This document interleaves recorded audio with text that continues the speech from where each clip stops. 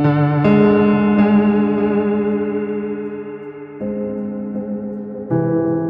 Quills. She and two young men are all charged with capital murder for a deadly June 30 carjacking in Dallas. Police believe the trio was on a violent crime spree that led to the murder of 54-year-old Frank Massington. Frank Massington was shot to death in his driveway on June 30. Jason Lamorne Womack, 20, DeQuarius Bailey, 17, and Sonia Quills, 20, were arrested a week later and charged with capital murder. Hi, my name's James Rose with Fox 4. And you're Sonia Quills? Yes, sir. Yep. Am I saying that right? Quills, yeah. Quills. Okay, Sonia, what can you tell me about what happened on June 30th? I don't know what happened. I was just at the wrong place at the wrong time. And take me to that night. Y'all are riding around in your car with Womack and Bailey and yourself. You're driving? I was not driving. Who was driving? I mean, help me understand what happened. I mean, I'm pretty sure y'all know what happened. Y'all talk to other people, right? But we haven't, we haven't talked to you. That's why we're talking to you, to get your side of the story. Womack was driving. I was in the passenger seat. Bailey was in the back. And what were y'all up to that night?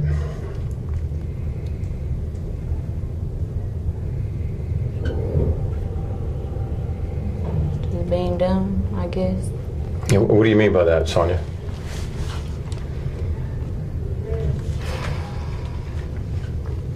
Can I get the next question, please? I couldn't hear you. Say again? Can I get the next question?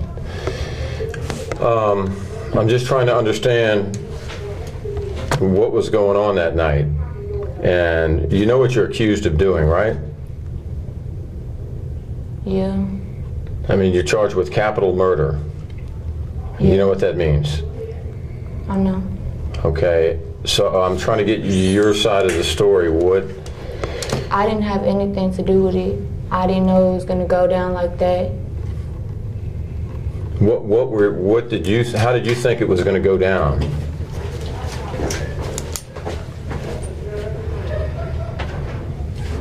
I don't know. I mean, were you thinking, what was the plan? Hey, let's go rob some people, or? No, that wasn't the plan. Okay, well, what were y'all doing riding around at that time of the morning? We was just smoking, being kids. Smoking and drinking? Yeah. Smoking what? Weed. Okay.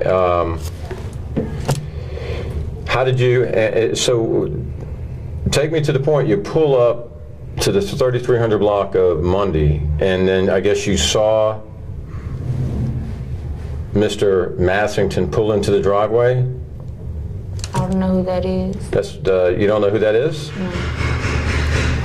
Do you know who the murder victim is? No. Okay, it's Frank Massington, Jr. You don't know his name? Had never heard his name? No. So, what happened? Womack pulls up to the house, stops. I guess they jump out the car and do what they do and run back to the car. So, who jumped out? Bailey and Womack. Okay, so both of them attacked him? I don't know what happened. Okay, where were you? I was in the car. Okay. Were you in the driver's seat or the passenger seat? I was in the passenger seat. Okay. So you didn't know that was going to happen? No, I was asleep. Oh, you were asleep? Yes. So at what point did you wake up? When I heard the gunshots. Okay, and what did you think? I didn't know what to think. I didn't know what happened. Did you ask? No. You didn't ask Womack and Bailey what happened? Womack jumped back in the car with me. Yeah, I did ask, but He ain't tell me nothing. And so you were okay with that? No. Did you call the police? No. Did you know he had a gun? Bailey had the gun. Bailey had the gun? Yeah. And do you know who pulled the trigger? No. Did either one of them say they did? They ain't tell me nothing. So you weren't scared for your own life? Yeah, I'm scared for my own life. I mean, at that point when they jumped in the car and I guess you concluded they had a gun. Right? Yeah. So what'd y'all do after that? I went back home. You went straight back home after that incident? I went to my friend's house. Okay. Do you know police arrested Bailey 2 hours later in another stolen car? So was that, my question is, were you guys on a crime spree? No. And what was your relationship with Womack and Bailey? Womack was my baby daddy. Bailey was his friend. And why were you out rolling around at 12:30, 1 o'clock in the morning? That's what kids do, right? Well, I mean, you're a mother. Where was your baby? He was with his grandmother. And you knew that Bailey had a gun? Yeah. Did you know that he had committed any robberies? Do you know of any of that? No.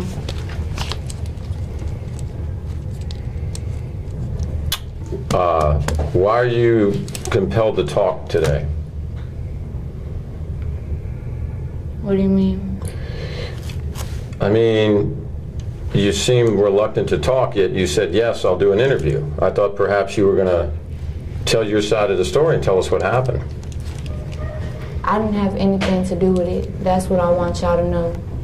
If I would have known it was going to happen, this was going to happen, I would have never even been around them. But I do want to send my condolences to the family.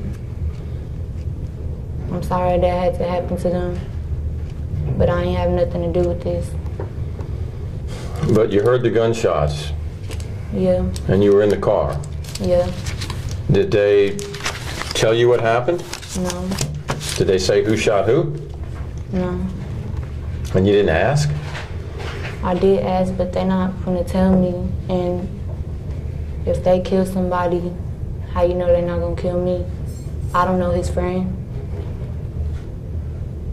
So, are you saying you were afraid of them? Yeah. Because a lot of people are going to look at this interview and say, well, clearly you knew something about what happened. I mean, you heard the gunshot. What happened, but I'm not about to come to the police when my life could be in danger and my family's life.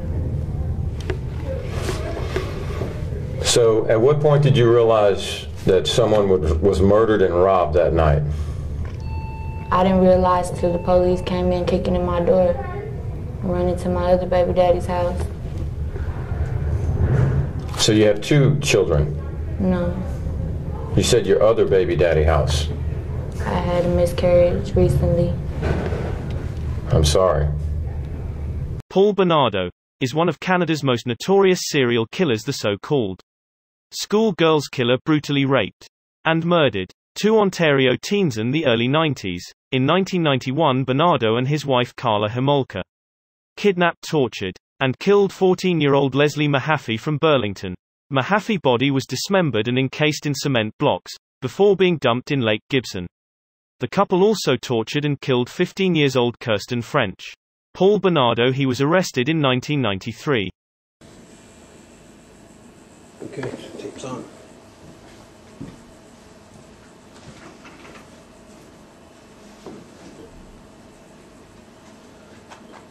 My name is Detective Brad Hoover. My badge number is 6188. I'm with the Toronto Police Service Sex Crimes Unit. The time now is 2:05 p.m. We're presently at the Kingston Penitentiary in Kingston, Ontario, in a boardroom, and I think is the main building you would call it. Present in the room here, if I could just have each of you identify yourself for the purposes of the videotape that's being made. Seated to my left off camera and now sitting at the table is your counsel. Just please identify yourself. Yes, certainly. It's Anthony Bryant. And straight across the table from me, if you could identify yourself. Constable Darlene Coulis, C-O-U-L-I-S, badge number 6483 from Toronto Police Service. And seated to my right, if you could just identify yourself. Paul Jason Teal, a.k.a. Paul Bernardo.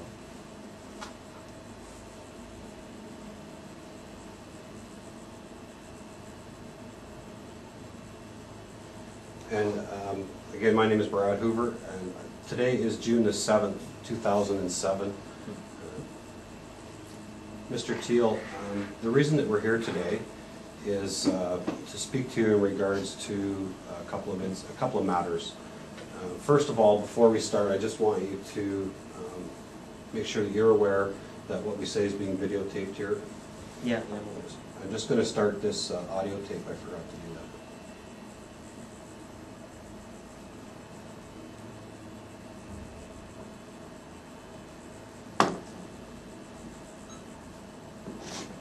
I just started this audio tape here. We started the interview at 2:05 p.m. My name is Detective Brad Hoover. Paul, you're not presently being given a caution or anything, and I want you to understand that what you're saying to us today is voluntary. It means if you don't want to talk to us, you don't have to. Your counsel is present, and if you need to speak to him, you certainly can. But I just want to make sure that you understand that what you're saying here is voluntary, and that we're interviewing you as a potential witness. Do you understand that? Yeah. Just a little bit of background about the first time we met back last year in April of 2006. That was in regards to a letter that you had sent through the Attorney General's office. It filtered down to my office in regards to some admissions that you made about some sexual assaults that you had committed. I'm here to tell you that I have concluded that investigation, and that there have been 2 offenses that I have been able to identify, and with the information that you provided to me at that time, was able to conclude those matters as having been committed by yourself. So for that, I thank you for that information. And Sorry.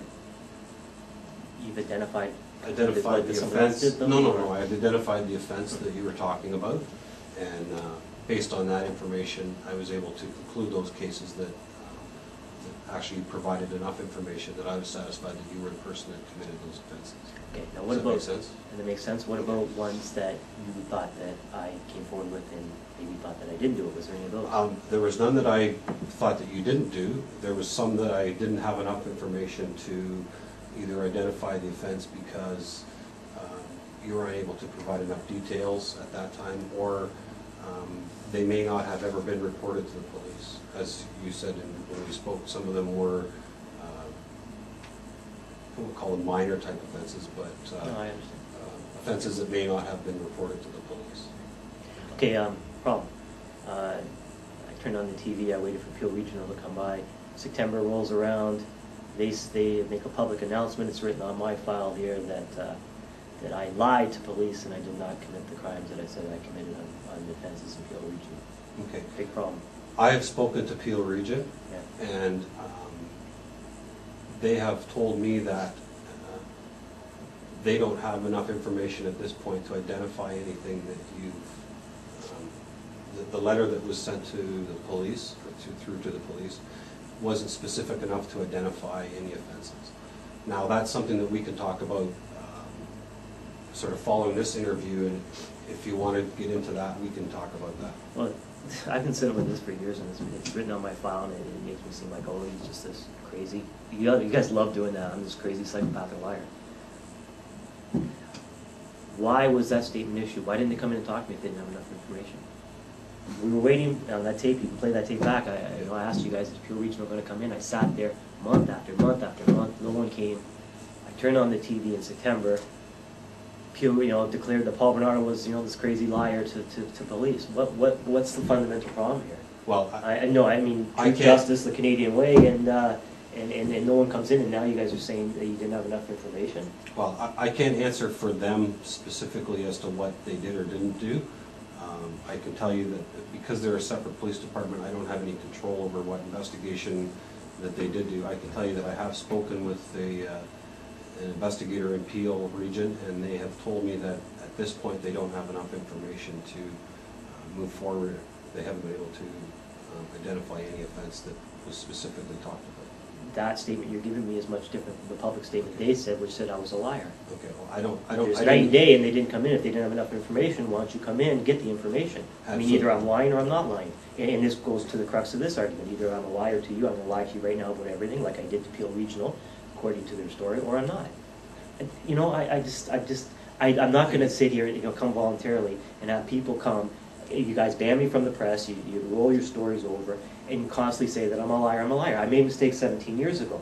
Okay, fine, I did. But now we're talking about today, and you're not going to roll forward that I'm some psychopathic liar sitting in jail claiming other people's responsibilities for other crimes. This is a total cross-examination point. You want to start this thing? Locklear's going to grab a hold of it and say, well, he lied about other crimes. He's a crazy liar. Why didn't you guys resolve this? And again, I can't answer for what Peel Region did or didn't do. Jurisdictionally, we're kind of bound as to what takes place. But still, the good guys, the bad guys. You know what I mean? You're on the same team. Yes, we are, but as far as us investigating matters that take place outside of the actual Toronto proper, that's why Peel Regional has their police service, and like Detective Hoover said, we can't answer as to what they did with their investigations or the issues that they were looking at that transpired out in their area, and we really can't speak to that. Now, whether that's something you wish to have your counsel deal with them on, and that's something else. But unfortunately, there wasn't a lot that Detective Hoover and I could do in regards to those things. Well, who's ever watching this thing, they should subpoena these guys for Peel Regional. They can bring in all the facts to show just where I lied if I'm a liar. That's what I say to do, because either I'm a liar or I'm not a liar, and I'm not a liar. But you guys are trying to paint me as one. The public, according to the public, they turned on the TV in September of last year, and I was this crazy liar. That's what the TV reported, and not only did they report it there, they wrote it on my file. I've got it right myself. Paul Bernardo, Peel Regional said Paul Bernardo lied to police about crimes he didn't commit. Said he did. Okay. I mean, that's just awful. I mean, come on. Okay. Enough manipulation, you know what I mean? Either you tell the truth or don't, otherwise the whole purpose of any interview is just stupid. Because if I'm this crazy liar, I'll be just sitting here lying to you about everything, right? Right? I mean, why wouldn't I? I'm just this crazy liar. Okay. And again, I don't know exactly what was said by Peel Region, and I'm not here to answer to what they said.